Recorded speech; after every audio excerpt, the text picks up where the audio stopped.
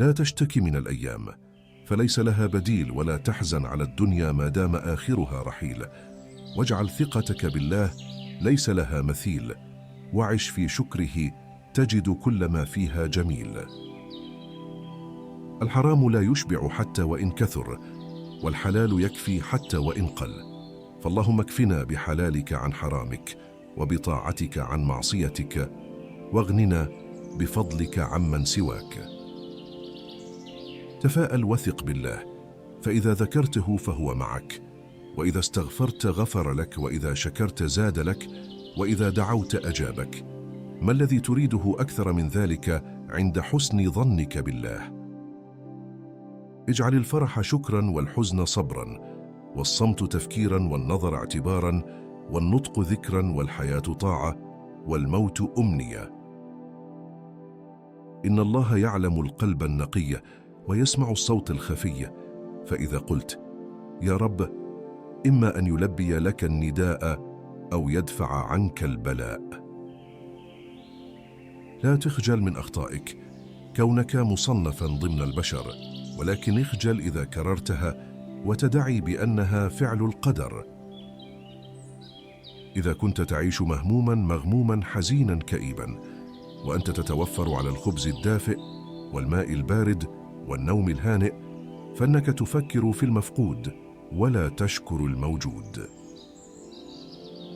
لو تصفحنا سير الناجحين من حولنا، لوجدنا أن كل واحد منهم لديه قصة حبلى بالمعاناة رافقت بداياته، وساهمت بصنع النجاح الذي يعيش فيه.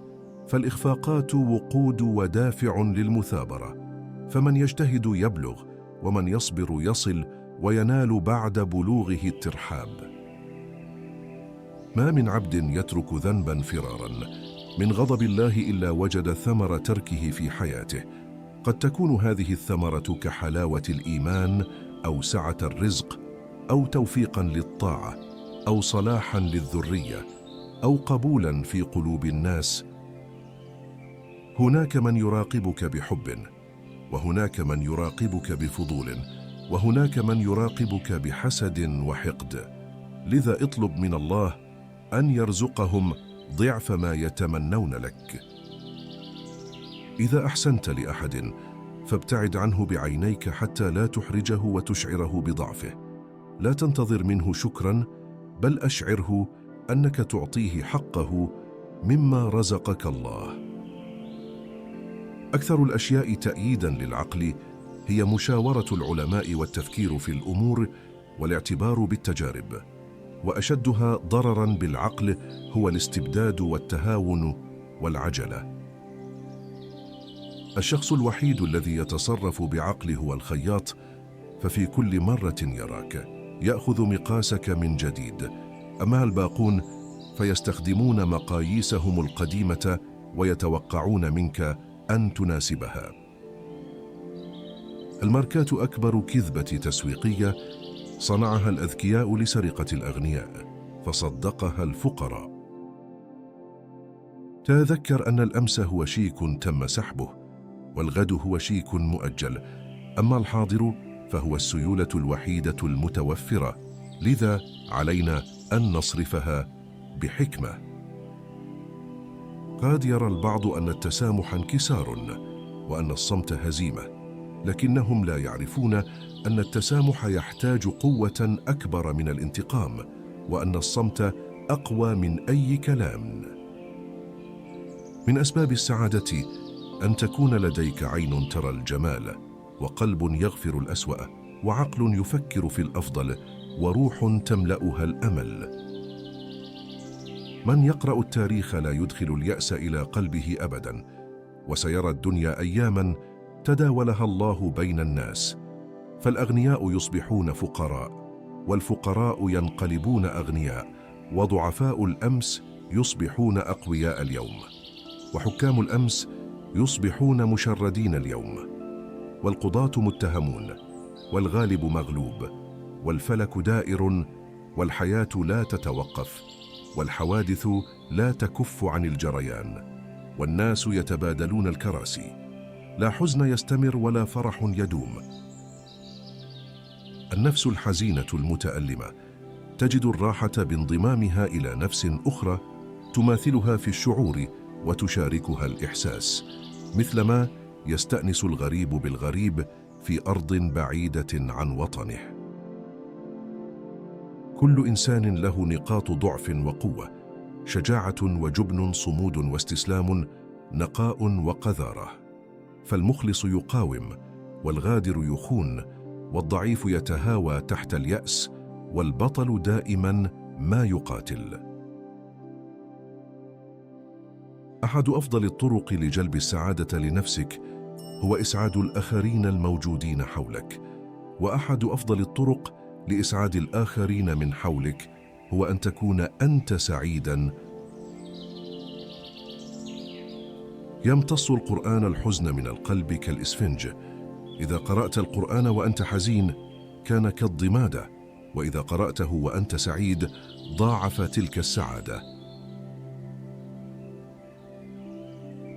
كم من طغاة على مدار التاريخ ظنوا في أنفسهم مقدرة على مجاراة الكون في سننه أو مصارعته في ثوابته، فصنعوا بذ أفخاخ بأفعالهم، وكانت نهايتهم الحتمية هي الدليل الكافي على بلاهتهم.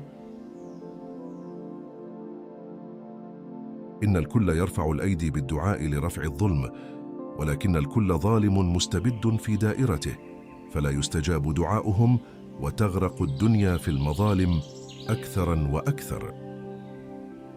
المرأة العظيمة تلهم الرجل العظيم، أما المرأة الذكية فتثير اهتمامه، ونجد أن المرأة الجميلة لا تحرك في الرجل أكثر من مجرد الشعور بالإعجاب، ولكن المرأة العطوفة والحنون هي التي تفوز بقلب الرجل العظيم في النهاية. هناك وقت في حياة الإنسان إذا استفاد منه ينال الفوز والمجد، وإذا لم ينتهز الفرصة تصبح حياته عديمة الفائدة وبائسة. ادفع عمرك كاملا لإحساس صادق وقلب يحتويك، ولا تدفع منه لحظة في سبيل حبيب هارب أو قلب تخلى عنك بلا سبب. إذا لم تجد من يسعدك فحاول أن تسعد نفسك، وإذا لم تجد من يضيء لك قنديلا فلا تبحث عن شخص أطفأه، وإذا لم تجد من يغرس في أيامك وردة فلا تسع لمن غرس في قلبك سهما ومضى. دائما ما يلوم الناس الظروف، ولكن هذا أمر غير صحيح، فالناجحون في هذه الدنيا هم أناس يقومون في الصباح ويبحثون عن ظروف مواتية، وإذا لم يجدوها صنعوها. الفرص لا تنتظر من يدركها، بل تصنع بيد من يملك العزيمة. فالناجحون هم من يتحدون الصعاب ويبنون طريقهم بجهدهم وإصرارهم ليصلوا إلى ما يصبون إليه. الحلم هو البذرة، والعزيمة هي التربة، والعمل هو الماء، فمن سقى حلمه جنى ثماره. القوة ليست فيما نملكه، بل فيما نصنعه من ظروف لنحقق به النجاح. الصمت ليس هروبا، بل هو وسيلة لجمع الأفكار وانتظار اللحظة المناسبة للتحرك. الفرصة تمر كالريح، لا يمسك بها إلا من تهيأ لها بكل ما يملك من عزم وإرادة. الأحلام لا تتحقق بالكلمات، بل بالإصرار والعمل دون توقف. الشجاعة ليست في مواجهة التحديات فحسب، بل في الاستمرار رغم الإحباط. من لا يملك الشجاعة لتغيير ذاته لن يجد طريقاً لتغيير واقعه. النجاح ليس نقطة وصول، بل رحلة مستمرة من التعلم والنمو. لا تندم على أخطائك، بل تعلم منها، فهي خطوات نحو النجاح. الإصرار هو الجسر الذي يربط بين الأحلام والواقع. التحديات هي فرص متخفية تمكنك من اكتشاف قوتك الداخلية. النجاح لا يأتي لمن ينتظر، بل لمن يسعى خلفه بلا كلل. في كل صمت حكمة، وفي كل كلمة مسؤولية، فاختر متى تتحدث ومتى تصمت. التحديات هي التي تصقل الشخصية وتظهر قوة الإنسان الحقيقية.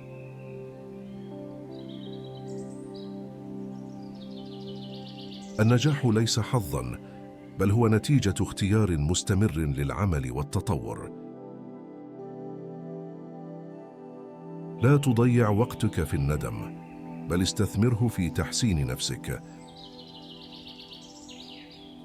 الإبداع لا يأتي من الخيال وحده، بل من الجرأة على التنفيذ. المثابرة هي المفتاح السحري لكل أبواب النجاح المغلقة. من يسعى وراء أحلامه سيجد الطريق حتى لو كان الطريق مظلماً. الثقة بالنفس هي أول خطوات النجاح، فكن واثقاً بما تملك من قدرات. النجاح ليس بالانتظار، بل بالسعي الدؤوب. من يملك الحلم والعزيمة يبني طريقه بجهد وإصرار ليبلغ القمة. الأحلام تصنع بالعمل والمثابرة. من يملك الشغف والقوة يتخطى الصعاب ويصل إلى ما يصبو إليه. العزيمة هي السلاح الأقوى للنجاح. من يواجه التحديات بشجاعة يبني طريقه نحو القمة بثقة وثبات. الإرادة الصلبة تصنع المستحيل. الناجحون هم من يتحدون الظروف ويشقون طريقهم بجهد وعزم ثابت. الطريق إلى النجاح مفروش بالعقبات. من يملك العزيمة يتخطاها ويبني مستقبله بكل إصرار وثقة. من يسعى وراء أحلامه يصنع فرصته بيديه. الناجحون لا ينتظرون الحظ، بل يصنعونه بالإصرار. الطموح هو مفتاح النجاح. من يتحدى العقبات بالعزيمة يبني طريقه نحو المجد بثبات ونجاح. الإصرار هو جسر الوصول إلى القمة. من يملك الحلم والعزيمة يحقق ما يسعى إليه بكل ثقة. الحياة لا تمنح النجاح دون جهد. الناجحون يصنعون فرصهم ويشيدون مستقبلهم بعزيمة لا تنكسر. النجاح ليس للحالمين فقط، بل للعازمين. من يبني أحلامه بيديه يصل إلى ما يصبو إليه بإصرار. تعطينا الأيام كل يوم رسائل، لكننا لا نسمعها لأن صوت شكوانا وصراخنا يكون غالباً أعلى من أي صوت آخر. لا تفكر فيما مضى، فالناس لا ينظرون إلى الوراء ولا يلتفتون إلى الخلف، لأن الريح تتجه إلى الأمام، والماء ينحدر إلى الأمام، والقافلة تسير إلى الأمام. فلا تخالف سنة الحياة. أحياناً تغرقنا الحياة بالحزن حتى نعتاد عليه وننسى أن في الحياة أشياء كثيرة يمكن أن تسعدنا وتضيء أيامنا. ابحث عن قلب يمنحك الضوء، ولا تترك نفسك رهينة لأحزان الليالي المظلمة. إذا كان الأمس ضاع فبين يديك اليوم، وإذا كان اليوم سيجمع أوراقه ويرحل فلديك الغد. لا تحزن على الأمس فهو لن يعود، ولا تأسف على اليوم فهو راحل. ستصل لمرحلة ما في حياتك، وآمل أن لا تصلها متأخرة. حينها ستعلم أن معظم الجهود والكلام والأعمال التي قمت بها من أجل الآخرين كانت مضيعة تامة للوقت والجهد، وأنك لو استثمرت هذه الموارد من أجل نفسك لكان أفضل ب1000 مرة.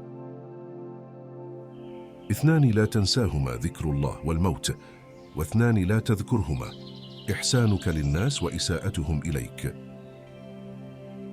مكارم الأخلاق 10: صدق اللسان وصدق البأس، إعطاء السائل حسن الخلق، المكافأة بالصنائع، صلة الرحم، الصدق والإخلاص، البساطة والتواضع والكرم، غياب الغرور، القدرة على خدمة الآخرين.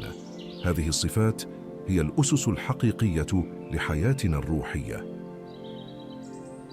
أسوأ المعتقدات المقيدة للذات هي الخوف من الفشل، والخوف من الخسارة، والخوف من الفقر، والخوف من الأخطاء أو عدم تحقيق الأهداف التي وضعناها.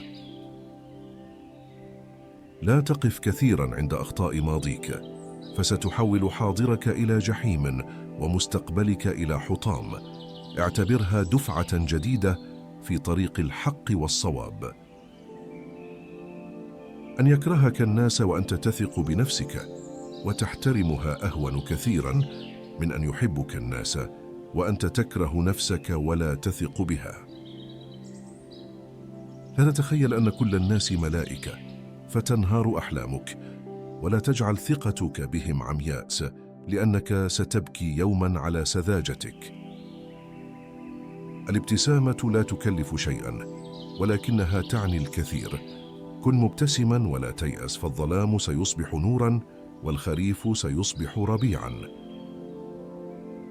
الابتسامة علاج لمتاعب الحياة. يكفي أن تشاهد غيرك مبتسمين لتجد نتيجة إيجابية. ابتسامتك هي مفتاح النجاح في هذا العالم. عليك أن تتغلب على أسس الفقر والنوم الزائد والتراخي والخوف والغضب والكسل. وفي المماطلة تضيق طرق البشر، لكن طريق الله يتسع للجميع. الطموح هو مفتاح النجاح. من يتحدى العقبات بالعزيمة يبني طريقه نحو المجد بثبات ونجاح. الحياة لا تمنح النجاح دون جهد. الناجحون يصنعون فرصهم ويشيدون مستقبلهم بعزيمة لا تنكسر.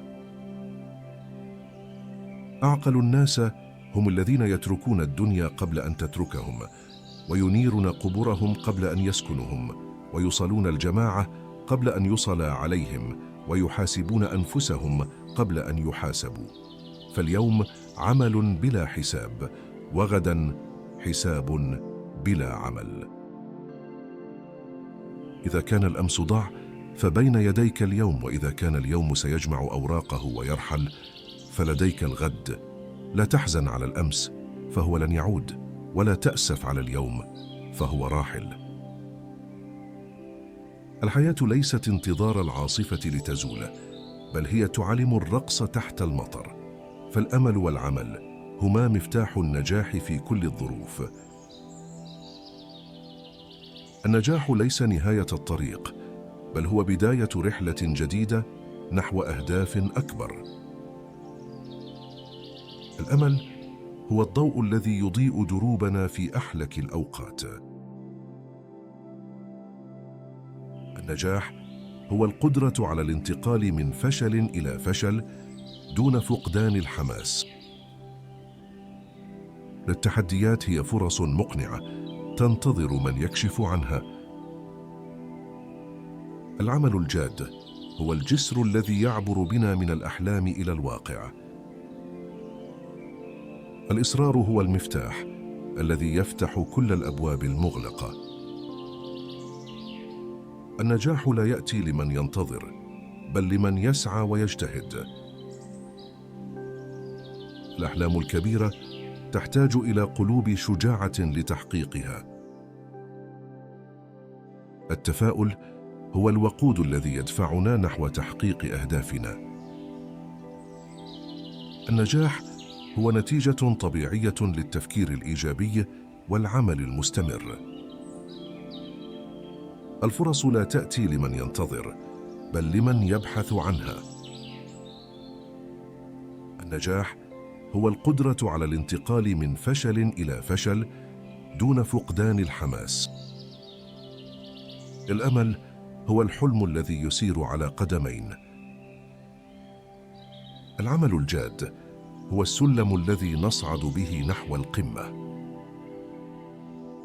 التحديات هي ما يجعل الحياة مثيرة، والتغلب عليها هو ما يجعل الحياة ذات معنى.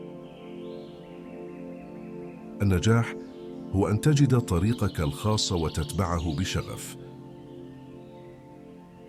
الأمل هو الزهرة التي تنمو في قلب كل إنسان. العمل الجاد هو المفتاح الذي يفتح كل الأبواب المغلقة. التفاؤل هو السلاح الأقوى في مواجهة الصعاب.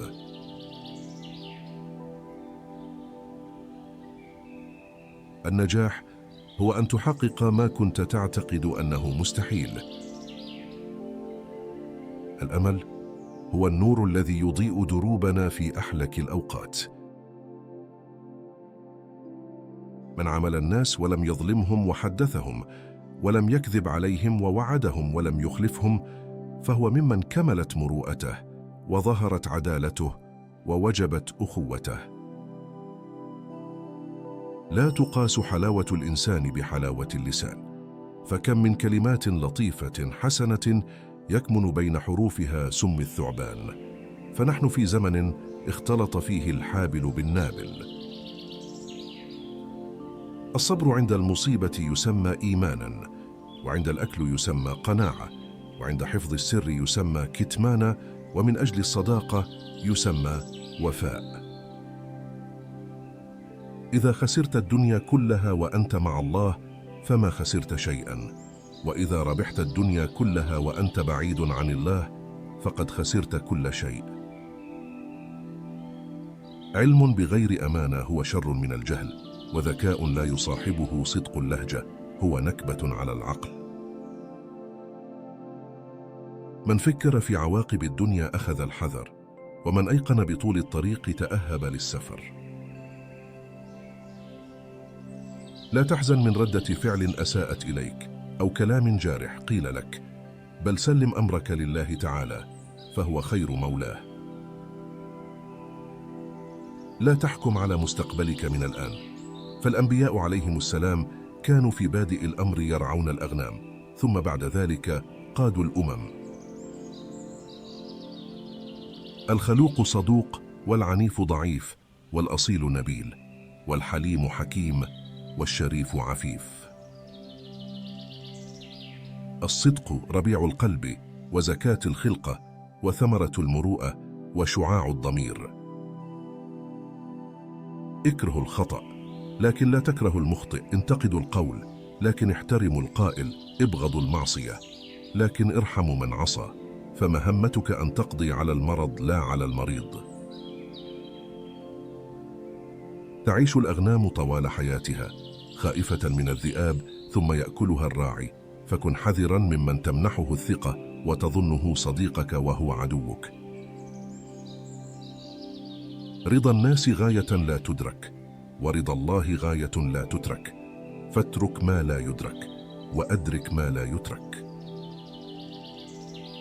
يمكنك الحصول على أي شيء تريده، لكن لا يمكنك الحصول على كل شيء في هذه الحياة. لذلك حدد ما هو الأهم بالنسبة لك، وإذا تمكنت من تحقيقه فقد نجحت. خلق الله لنا يدين لنعطي بهما، فلا يجب أن نجعل من أنفسنا صناديق للادخار، وإنما قنوات ليعبر منها الخير فيصل إلى غيرنا. الصلاح مصدر قوة، فالرجل المستقيم الصدوق النافع قد لا يصبح مشهورا أبدا، لكن يصير محترما ومحبوبا من جميع معارفه، لأنه أقام أساسا متينا من النجاح، وسوف يأخذ حقه من الحياة لاحقا. دائما تخلى عن فكرة كونك الشخص الذي يحمل على عاتقه العالم بأسره، فالعالم ليس بحاجة إليك وسيستمر من دونك. فالسعادة الحقيقية تكون أحيانا بألا تأخذ نفسك على محمل الجد. الجيوب الفارغة لم تمنع أحدا من إدراك النجاح، بل العقول الفارغة والقلوب الخاوية هي التي تفعل ذلك. لا تقف عند أخطاء الماضي فتحول حاضرك جحيما ومستقبلك عدما، فقد خذ العبرة لتدفعك من جديد نحو الحق. الاحترام يسبق الحب، والصدق يسحق الكذب، والتوبة تحرق الشيطان، والحق يزهق الباطل.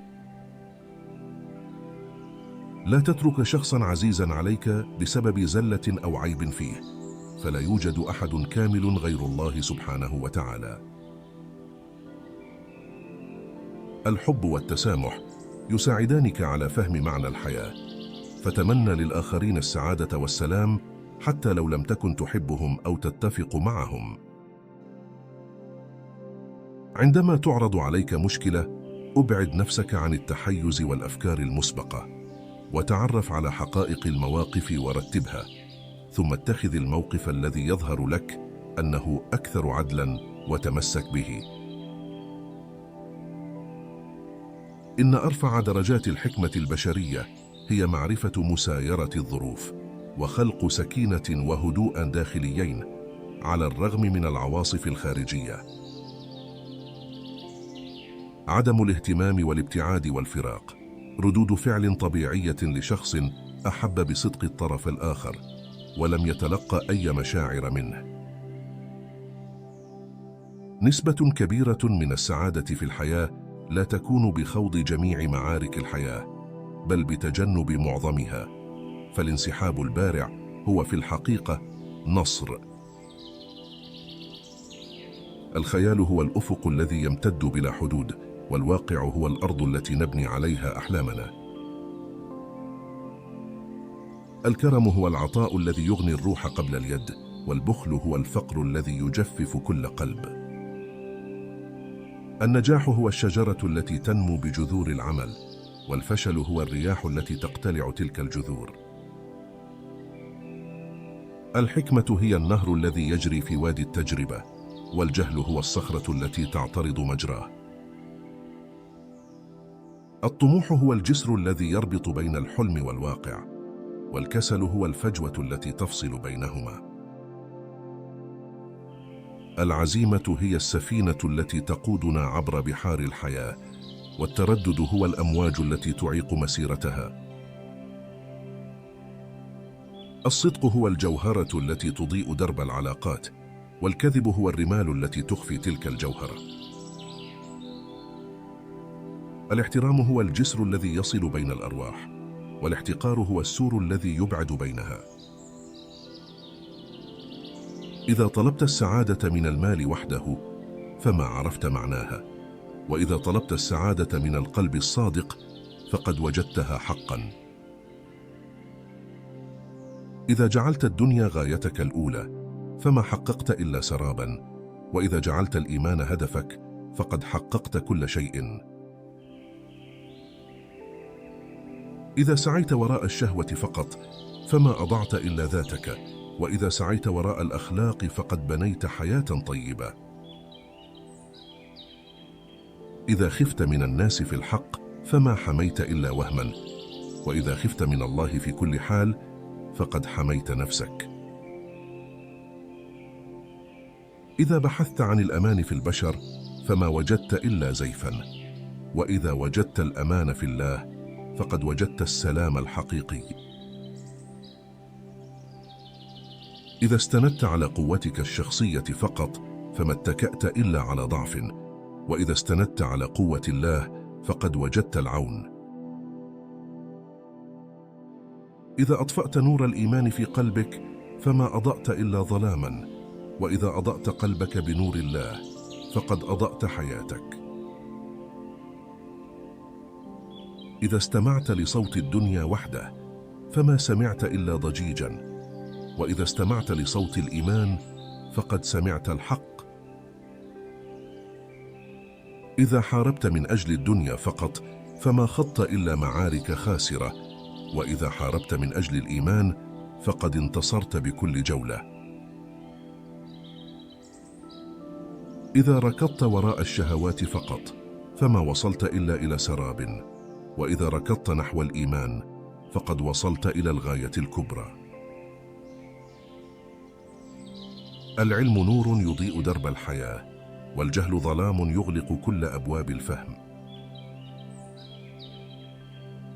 الحب الصادق هو الذي يبقى رغم البعد، والهوى العابر هو الذي يذوب مع أول غياب. الأمل هو الزهرة التي تنمو في قلب الصعوبات، واليأس هو الرياح التي تحاول اقتلاعها. الكرم لا يقاس بما تعطي، بل بما تبذل من قلب محب، والبخل هو الحرمان من بهجة العطاء. الصداقة الحقيقية هي تلك التي تزدهر في أوقات الشدة، والمصالح الزائفة تذبل عند أول اختبار. الصدق هو الجسر الذي يربط القلوب، والكذب هو الحاجز الذي يباعد بينها.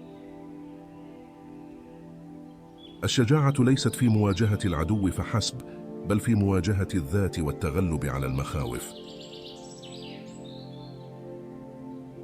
الحكمة هي أن تعرف متى تتحدث ومتى تصمت، والتهور هو أن تتكلم دون تفكير. العمل الجماعي هو سر النجاح، والأنانية هي الطريق إلى الفشل. العقل هو الميزان الذي يرجح الحق، والعاطفة هي الريح التي تميل الكفة. الحلم هو البذرة الأولى للإنجاز، واليأس هو الصخرة التي تحبط كل محاولة. الحرية هي الحق في الاختيار، والقيد هو التخلي عن هذا الحق. الابتسامة هي لغة القلوب، والعبوس هو الحاجز بين الأرواح. النجاح ليس في الوصول، بل في المثابرة والسعي الدائم نحو الأفضل. التفاؤل هو الشمعة التي تضيء درب الحياة، والتشاؤم هو الغيمة التي تظلم الطريق. الوقت هو الثروة التي لا تعوض، والإهمال هو العدو الذي يسرق هذه الثروة. الحب هو القوة التي توحد القلوب، والكراهية هي السم الذي يفرق بينها. الإبداع هو الشرارة التي تشعل فتيل النجاح، والتقليد هو الماء الذي يطفئها. الصبر هو المفتاح الذي يفتح أبواب النجاح، والعجلة هي القفل الذي يغلقها. الابتعاد عن الشهوة هو طريق الحكمة، والانغماس فيها هو درب الندم. الإرادة هي الريشة التي ترسم بها أحلامك على لوحة الواقع، والخوف هو الرياح التي تحاول محو تلك اللوحة. النجاح ليس وجهة نصل إليها، بل رحلة نخطوها بخطوات الثقة والعزيمة، والفشل هو من يستسلم عند أول عقبة. الأمل هو النجم الذي يسطع في سماء الظلام، واليأس هو السحاب الذي يحاول إخفاء ذلك الندم. الابتسامة هي المفتاح الذي يفتح قلوب الآخرين، والتجهم هو القفل الذي يغلق كل باب. الصمت هو الحارس الذي يحمي أسرار الحكمة، والكلام بلا تفكير هو اللص الذي يسرقها. التفاؤل هو البذرة التي تنبت شجرة السعادة، والتشاؤم هو الفأس الذي يقطع جذورها. الطموح هو السلم الذي نصعد به إلى القمم، والكسل هو الثقل الذي يعيق ذلك الصعود. العلم هو المصباح الذي ينير درب المستقبل، والجهل هو الظلام الذي يعترض طريقه. الحرية هي الجسر الذي يعبر بنا إلى فضاء الإبداع، والقيود هي الجدران التي تحبسنا في زاوية الخوف. الحب هو النسيم الذي يروي زهرة الروح، والكراهية هي الجفاف الذي يذبل تلك الزهرة. الإبداع هو الضوء الذي يكشف جمال العالم، والتقليد هو الظل الذي يخفيه. الصبر هو الجسر الذي نعبر به نحو الأمل، والعجلة هي الحفرة التي تسقطنا في هاوية الندم.